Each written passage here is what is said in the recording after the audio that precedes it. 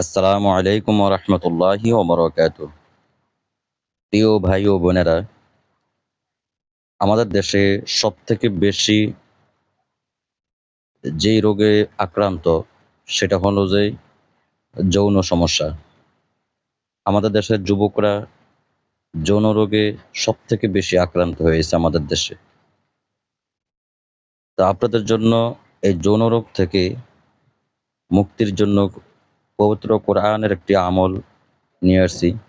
আমি যে কিতাব থেকে এই কোরআনে আমলগুলি দিয়ে থাকি, এই কিতাবটার নাম হলো আমলে কোরআন, আমালে কোরআন। তো এই কিতাবটা এটা আশরাফ আলী থানভী রহমতুল্লাহ আলাইহির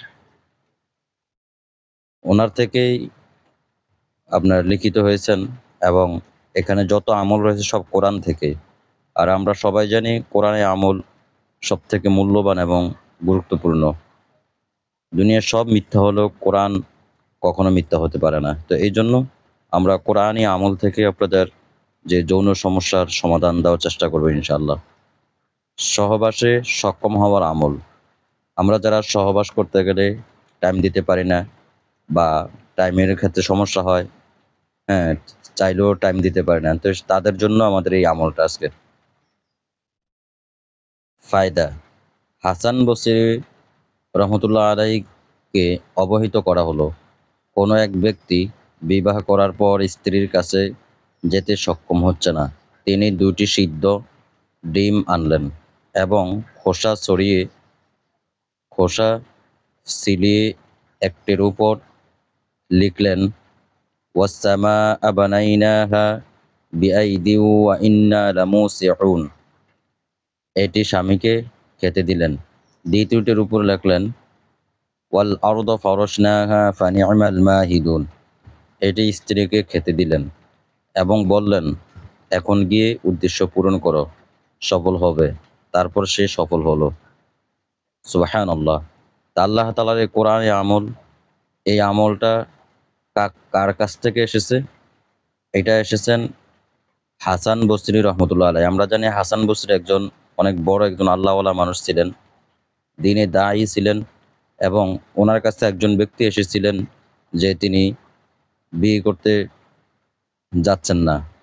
তার মানে তিনি বিয়ে করতে চাচ্ছেন না এইজন্য যে তিনি শারীরিকভাবে সমস্যা ছিলেন তাই। যখন হাসান বসরি রহমতুল্লাহ আলাইহির কাছে আসলেন, তখন তিনি এই ২ টি ডিমের বিষয় দিলেন যে, বিয়ে করো এবং স্ত্রীর কাছে যাও। তার আগে কি করো? ২ টি ডিম আনলেন, আনার কথা বললেন। একটা ডিমের উপরে লিখলেন এস খোসা খোসা ফেলে দেওয়ার পর সাদা অংশের ভিতরে যে কুসুমের উপরে যে সাদা ইয়েটা থাকে এটার উপরে লিখলেন। প্রথম প্রথম আয়াতটা লিখলেন, ওয়াস-সামাআ বানাইনাহা বিআইদিন ওয়া ইন্না লামুসিউন। এটা লিখে স্বামীকে খাওয়ার কথা বলছেন। আর ওয়াল আরদা ফারাশনাহা ফানি'মাল মাহিদুন, এটা লিখে ডিমের উপর এটা লিখে স্ত্রীকে খাওয়ানোর কথা বলছেন।